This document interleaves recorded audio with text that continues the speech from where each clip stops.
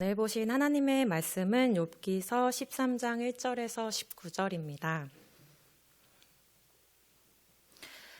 다 같이 교독하시겠습니다. 나의 눈이 이것을 다 보았고 나의 귀가 이것을 듣고 깨달았느니라.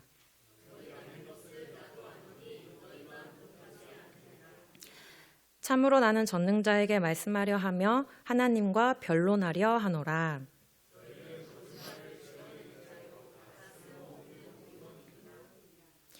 너희가 참으로 잠잠하면 그것이 너희의 지혜일 것이니라.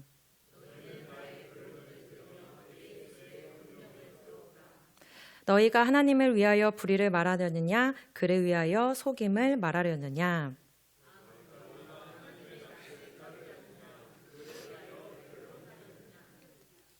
하나님이 너희를 감찰하시면 좋겠느냐 너희가 사람을 속임같이 그를 속이려느냐.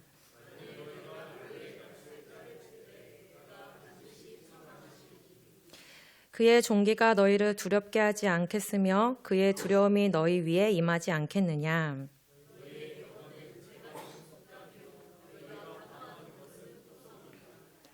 너희는 잠잠하고 나를 버려두어 말하게 하라. 무슨 일이 닥치든지 내가 당하리라.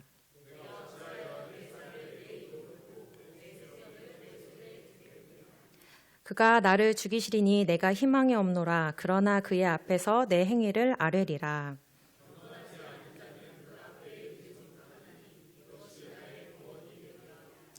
너희들은 내 말을 분명히 들으라. 내가 너희 귀에 알려줄 것이 있느니라.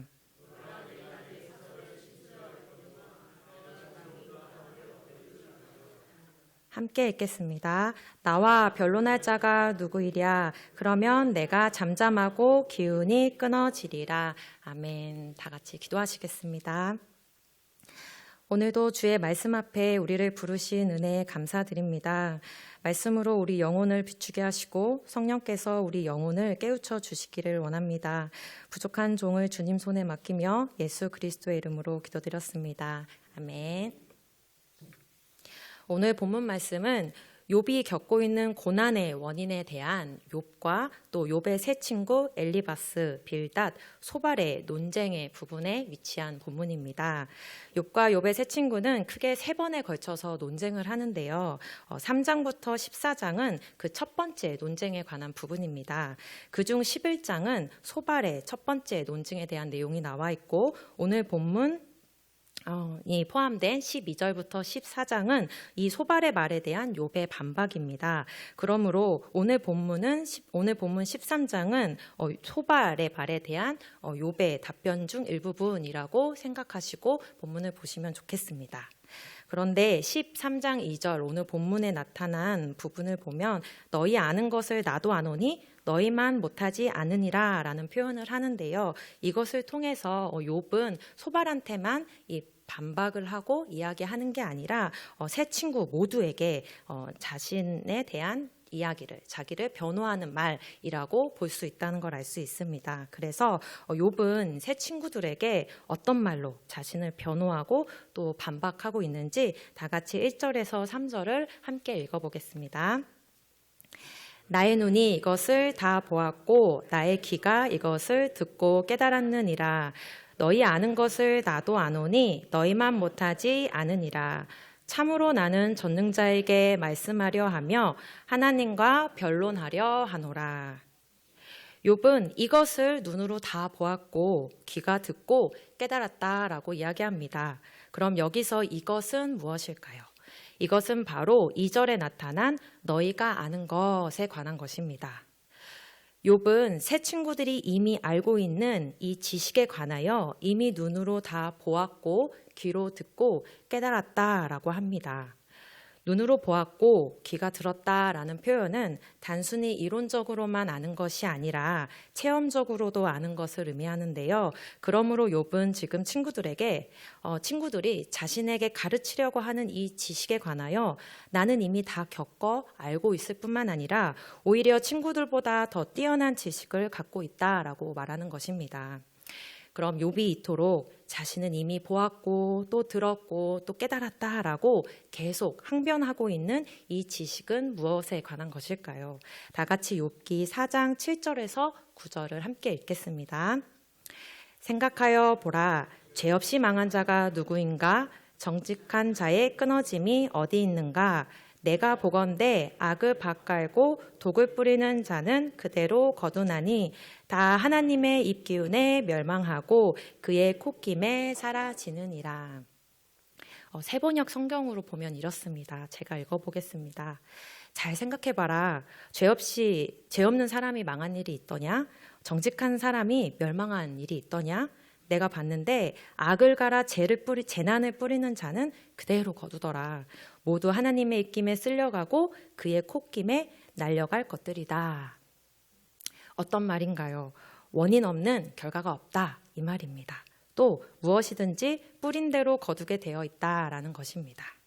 그리고 하나님께서는 사람의 행위에 응당한 상과 벌을 내리신다는 것입니다. 바로 인과응보 또는 권선징악 또는 도덕률의 원리에 관한 지식을 이야기하는 것입니다. 그런데 이 원리는 이 세상 사람들도 다 알고 또 믿고 있는 지식입니다. 사람들은 다 알고 있습니다. 이 세상을 살아보니 다 뿌린 대로 거두더라는 것입니다. 그리고 그래야만 한다라고 믿습니다. 인과응보, 권선징악, 도덕률의 원리에 따라 흘러가는 세상이 마땅하다라고 보기 때문입니다. 그래서 수많은 영화나 드라마에서는 항상 악한 사람이 그 악행에 걸맞는 벌을 받고 또 선한 사람이 선행에 걸맞는 보상을 받는 스토리가 등장하는 것입니다. 그리고 이런 스토리가 사람들의 마음을 속 시원하게 만든다고 해서 보통 이런 드라마나 영화의 결론을 보고 사이다 같은 결말이다 이렇게 이야기하기도 하고 이런 류의 내용들이 인기가 아주 많습니다. 욥과 욥의 세 친구들도 마찬가지였습니다. 인과응보, 권선징악, 도덕률을 인생의 원리로 삼았습니다. 또한 그것을 신앙의 원리로 따랐는데요. 다 같이 신명기 28장 1절과 15절을 각각 함께 읽겠습니다. 내가 내 하나님 여호와의 말씀을 삼가 듣고 내가 오늘 내게 명령하는 그의 모든 명령을 지켜 행하면 내 하나님 여호와께서 너를 세계 모든 민족 위에 뛰어나게 하실 것이라. 내가 만일 내 하나님 여호와의 말씀을 순종하지 아니하면 내가 오늘 내게 명령하는 그의 모든 명령과 규례를 지켜 행하지 아니하면 모든 저주가 내게 임하려 너를 이룰 것이니. 하나님의 말씀에 순종하는 자는 복을 받고 불순종하는 자는 저주를 받는다라고 말씀하십니다. 이것이 신명기에 나타난 하나님의 명령이며 신앙의 원리였습니다. 욥과 세 친구들도 이 신명기적 신앙관과 세계관을 가지고 살았던 사람들입니다. 그래서 욥의 고난에 대하여 친구들은 당연히 욥이 죄를 지었기 때문에 저주를 받은 것이다 라고 생각한 것입니다. 그래서 끊임없이 욥에게 회개할 것을 촉구하는 것이 나오는 것입니다. 우리도 욥기를 읽다 보면 이 세 친구들의 말에 고개가 끄덕여질 때가 많습니다. 왜냐하면 친구들의 말이 일리 있어 보이기 때문입니다. 하지만 친구들의 말은 욥에게 적용될 수 없는 주장입니다. 왜냐하면 우리가 이미 살펴본 것과 같이 욥기 1장부터 2장에서 욥은 하나님이 인정하시는 의인이었고 그가 받는 고난은 불순종의 결과가 아니라 하나님이 허락하시는 범주 안에서 받는 시험이라는 것이 분명하기 때문입니다. 그럼 다시 본문으로 돌아와서 그렇다면 왜 욥은 의인인데도 불구하고 이런 고난을 겪게 되는 것일까요? 이것이 바로 욥이 그토록 알고 싶었던, 그래서 하나님께 직접 묻고 싶었던 질문이었습니다. 욥도 알고 있었습니다. 인과응보와 권성징악과 도덕률의 지식을 말입니다. 그 보응의 원리를 철저하게 지키며 하나님의 말씀에 순종하며 살았던 사람이었습니다. 그리고 그 보응의 원리대로 하나님의 복을 받는 경험이 아주 풍부했던 사람입니다. 그런데 사탄이 하나님의 허락을 받고 욥의 울타리를 허물기 시작합니다. 가지고 있던 재산과 자녀들을 하루아침에 모두 잃고 말았습니다. 하지만 욥은 하나님을 원망하지 않았습니다. 하나님이 주신 것을 하나님이 가져가실 수도 있다고 고백하면서 하나님을 원망하는 죄를 짓지 않았습니다. 그런데 이번엔 더 끔찍한 병이 욥에게 찾아옵니다. 발바닥에서부터 정수리까지 온몸에 종기가 난 욥은 재 가운데 앉아서 질그릇 조각으로 자신의 몸을 벅벅 긁고 있었습니다. 그 모습이 얼마나 처참했던지 그의 아내는 차라리 하나님을 욕하고 죽으라라고 소리칠 정도였습니다. 하지만 욥은 우리가 하나님께 복을 받았은즉 화도 받지 않겠느냐라고 고백하면서 입술로 죄를 짓지 않았습니다. 그런데 이상합니다. 극심한 고난 중에서도 죄를 짓지 않는 원인을 심었는데 결과는 나아지지 않고 더욱 악화되기만 하는 것입니다. 원인과 결과가 서로 이어지지 않는 것입니다. 여기서부터 욥은 자신이 가지고 있었던 지식에 대한 확신에 금이 가기 시작합니다.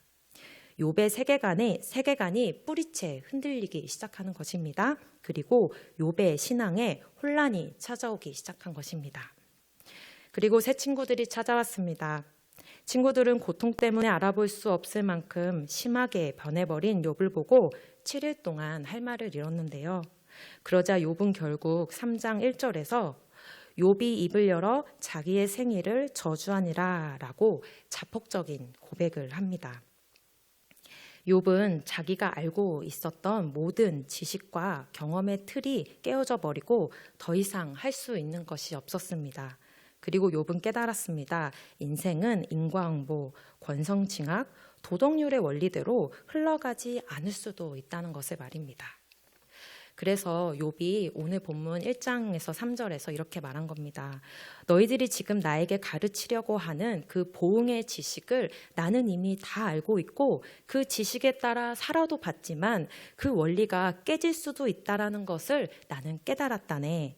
하지만 그렇다고 해서 그럼 내가 왜 고난을 받느냐, 내 고난의 원인이 무엇이냐라고 묻는다면 나는 지금 할 말이 없다네.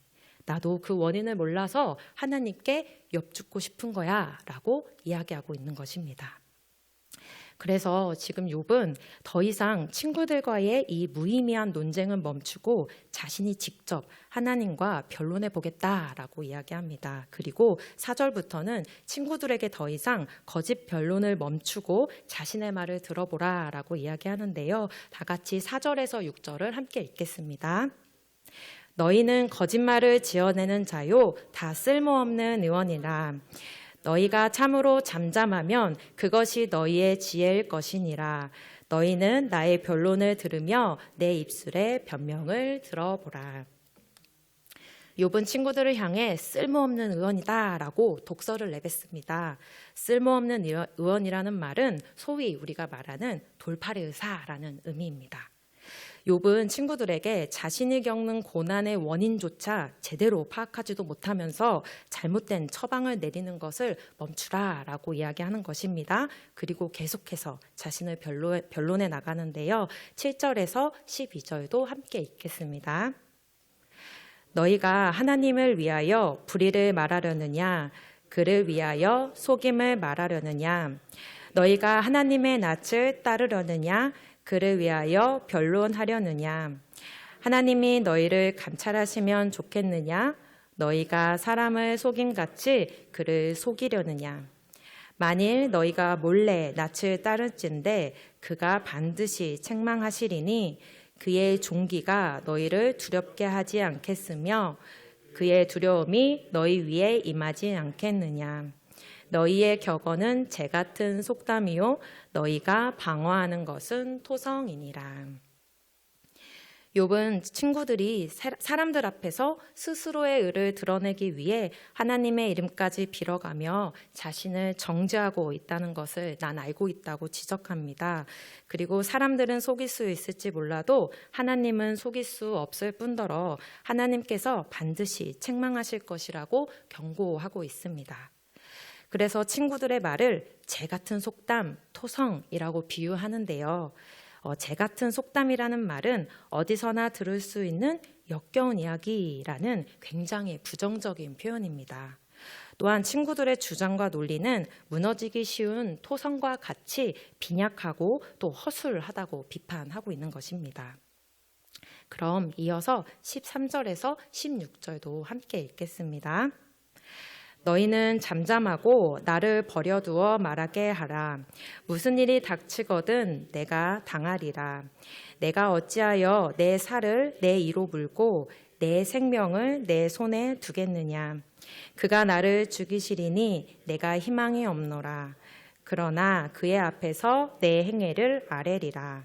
경건하지 않은 자는 그의 앞에 이르지 못하나니 이것이 나의 구원이 되리라. 우리가 누구한테 조언을 듣다가 더 이상 그 조언이 듣기 싫어지면 이렇게 말하잖아요. 아, 이제 됐어. 그만 말해. 죽이 되든 밥이 되든 내가 알아서 할게.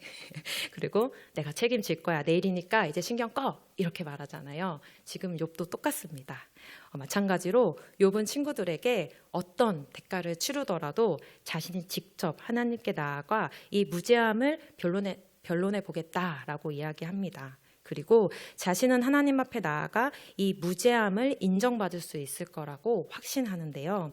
16절에 경건하지 않은 자의 의미는 하나님을 잊어버리고 그 뜻과는 반대되는 불결한 삶을 살아가는 사람을 가리키는 말입니다. 즉, 욥은 자신은 하나님을 인정하는 사람이며 또 불결한 삶을 살지 않은 경건한 사람이기 때문에 하나님 앞에 나아갈 수 있다라고 말하는 것입니다. 그리고 자신의 구원을 위해서는 오직 여호와 하나님 앞에 나아가 자신을 변론하는 이 방법만이 유일한 구원의 길이라고 믿고 있다는 것을 알 수 있습니다.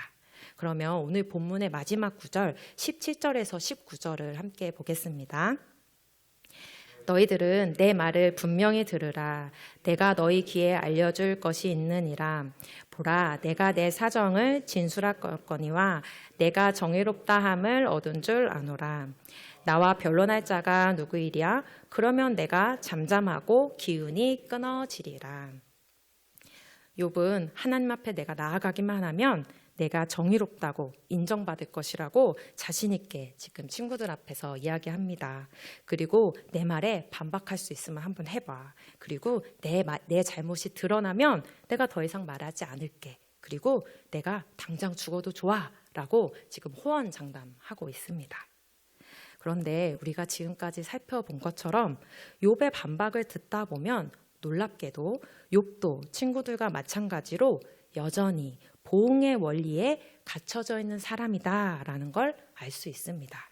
다시 말씀드리면 고난을 겪는 것을 보니 너는 죄를 지었구나 라고 주장하는 친구들처럼 나는 죄를 짓지 않았으니까 내가 받는 고난은 합당하지 않아 라고 주장하는 욥이나 모두 똑같이 인과응보, 권성징악의 원리에 따라 서로 싸우고 있는 것입니다. 그래서 욥은 여전히 내가 하나님 앞에 나아가면 나의 결백함을 명명백백하게 드러낼 수 있을 것이다 라고 믿고 있는 것이고, 하나님은 공의로운 분인데 나에게 왜 이런 원인과 결과에 맞지 않는 일을 나타내 보이시는지 너무나도 엽죽고 싶은 것입니다.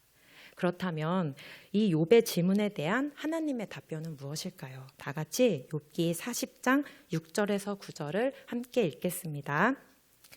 그때 여호와께서 폭풍우 가운데서 욥에게 일러 말씀하시되 너는 대장부처럼 허리를 묶고 내가 내게 묻겠으니 내게 대답할지니라. 내가 내 공의를 부인하려느냐? 내 일을 세우려고 나를 악하다 하겠느냐? 내가 하나님처럼 능력이 있느냐?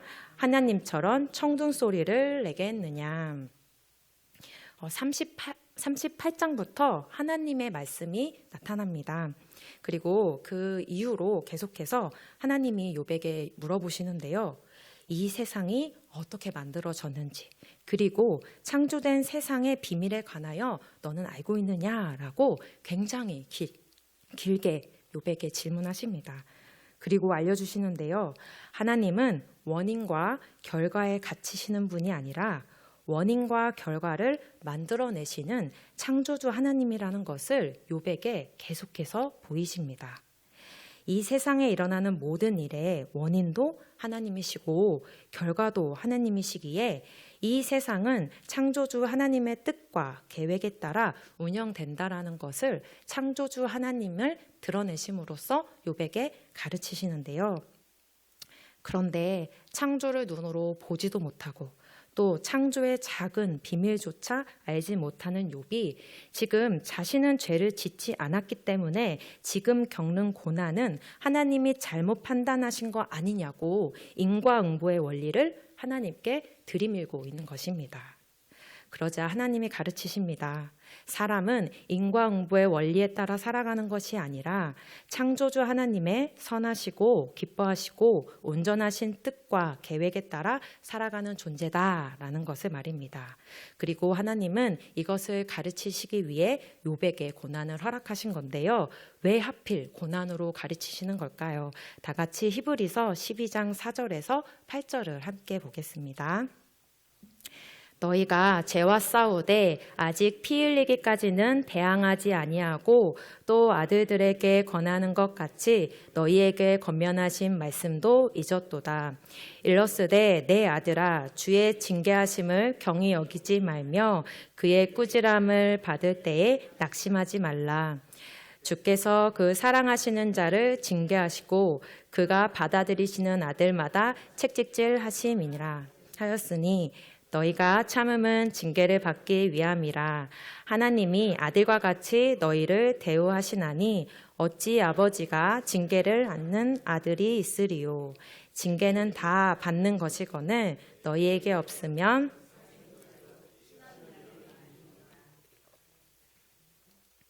하나님은 당신의 자녀를 징계하신다라고 이야기합니다. 징계라는 단어가 오해를 불러일으킬 수 있지만 정확한 뜻은 이런 의미들입니다. 교육, 훈련, 양육입니다. 한마디로 자녀를 교육시키시고 훈련시키시고 양육하신다는 말씀입니다. 왜 훈련시키시나요? 우리는 하나님의 사랑받는 자녀이고 아이에서 어른으로 자라가야 하기 때문입니다. 자식은 어린아이로 영원히 있을 수 없습니다. 어린아이는 자라가야 합니다. 몸만 자라면 되는 것이 아니라 인격과 정신도 자라가야 합니다. 그러기 위해 가장 필요한 것이 무엇일까요? 고된 훈련과 교육을 받아야 합니다. 꾸중도 필요하고 매도 맞아야 합니다. 그리고 이 성장의 대격변이 오는 시기가 언제일까요? 바로 사춘기입니다. 우리는 모두 사춘기를 겪습니다. 사춘기가 무엇일까요? 몸과 생각이 성숙의 길로 넘어가는 관문입니다. 몸이 변하고 생각이 변합니다. 생각이 변한다는 것은 인생이 동화와 다르다는 것을 알기 시작하는 것입니다. 나와 내 가정, 친구들과 세상을 보는 눈이 현실감 있게 변하는 것입니다. 엄마 아빠는 내가 세상에서 제일 예쁘다고 했는데 알고 보니 그렇지 않더라는 것입니다. 그리고 나는 이 친구랑 가장 친하다고 생각했는데 친구의 마음이 내 마음과 같지 않더라는 것입니다. 또 우리 집 형편은 내가 하고 싶은 거 다 할 수 있을 만큼 넉넉하지 않더라는 것입니다. 또 세상은 내가 생각했던 것보다 불공평하다라는 걸 인정하게 되는 것입니다. 그래서 아직 이 혼란스러운 현실을 다뤄내기에는 내 경험도 부족하고 능력도 부족하기 때문에 청소년기에는 사춘기에는 불안합니다. 또 이것들을 어떻게 다뤄내야 할지 그 방법도 모르기 때문에 예민한 것입니다. 하지만 이 성장과 성숙을 멈출 수는 또 없습니다. 왜냐하면 다시 내가 기저귀를 찰 수도 없고 손가락을 빨며 엄마 품에 엄마 품에 안겨 있을 수도 없기 때문입니다.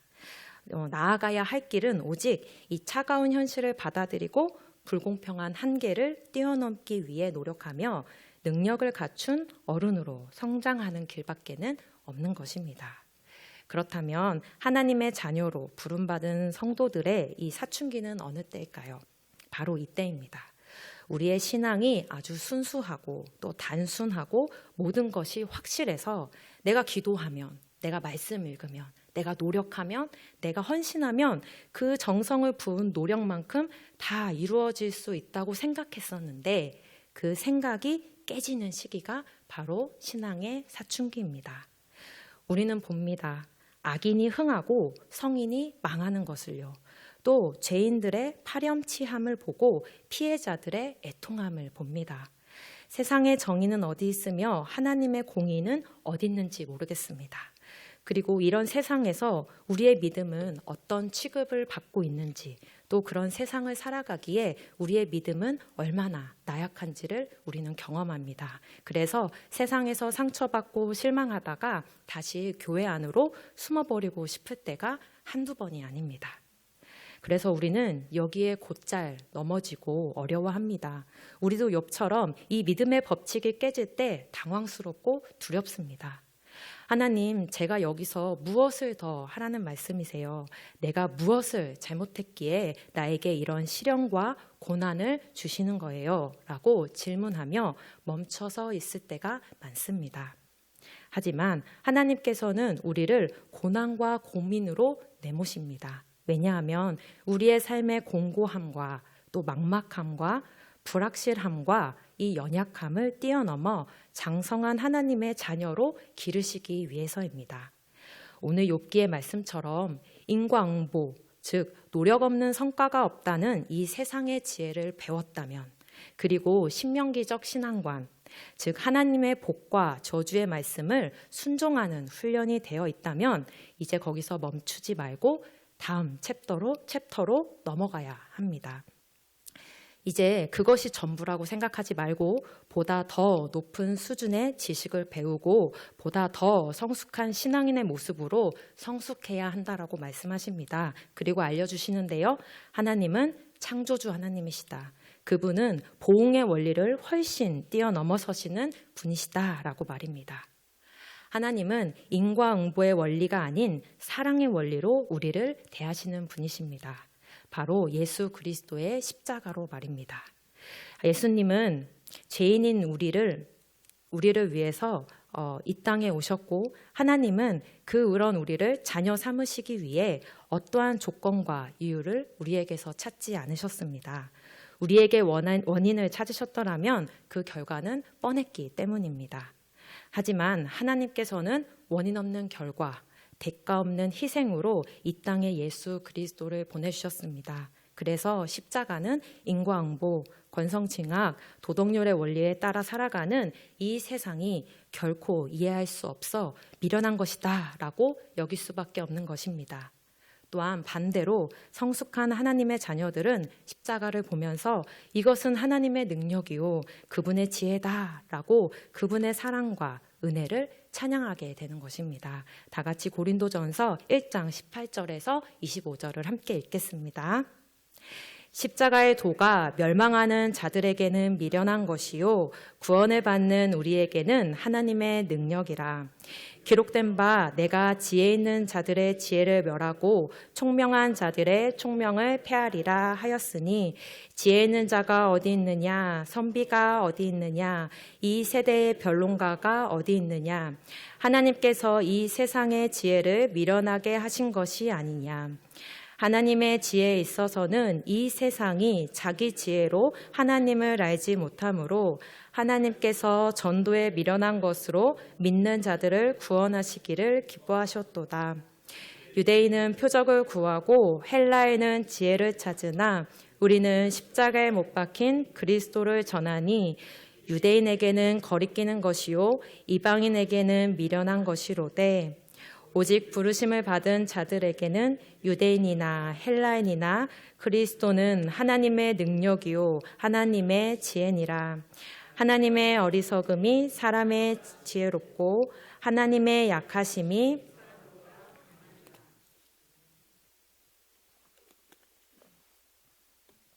하나님의 창조 사역은 우리가 생각하는 것보다 훨씬 크고 깊습니다. 하나님은 지금도 여전히 일하고 계십니다. 그리고 그 창조 사역의 정점은 바로 예수 그리스도의 십자가입니다. 십자가로 일하시는 하나님, 세상이 결코 이해할 수 없는 세상이 미련하다고 말하는 방식이지만 그렇게 일하시는 하나님을 그렇게 일하시는 하나님의 은혜로 우리는 구원을 얻었습니다. 하나님께서 자녀들을 고난으로 훈련시키시는 이유는 바로 우리가 이 상벌이라는 차원의 관계를 뛰어넘어서 이 진짜 사랑의 교제를 나누는 자녀의 복을 누리게 하시기 위함입니다.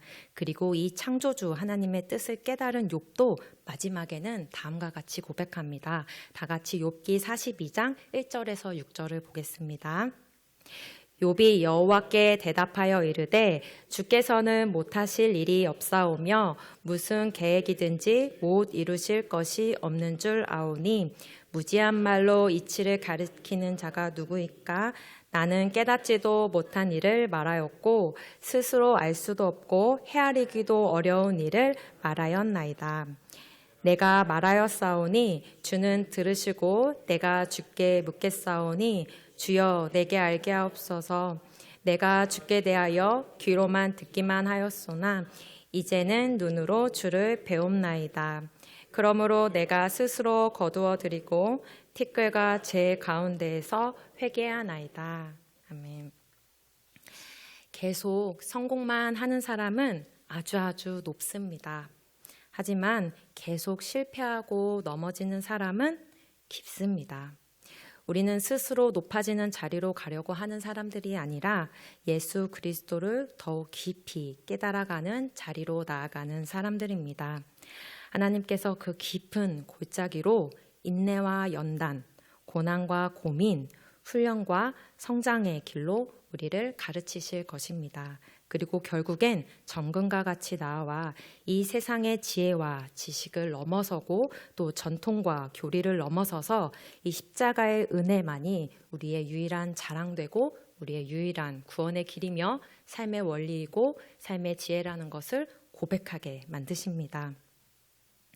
그리스도의 십자가를 붙드시는 그렇게 하나님의 능력 되시는 예수만을 찾으시는 오늘 밤 되시기를 바랍니다. 오직 예수 그 은혜의 자리로 깊어져가는 우리 우면동 교회가 되기를 소망합니다.